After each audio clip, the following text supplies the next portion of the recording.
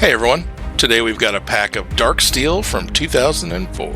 This runs for about $27 and has some decent value cards, especially for foils.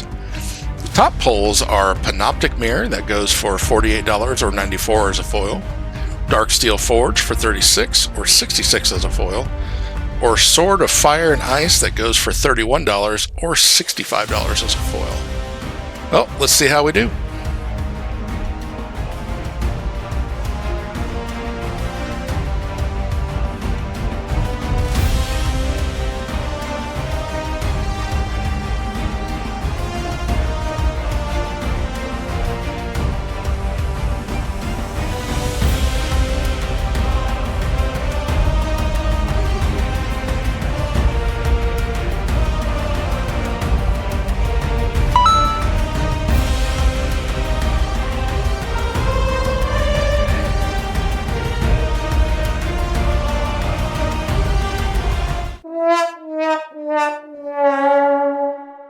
Well, that could have gone better.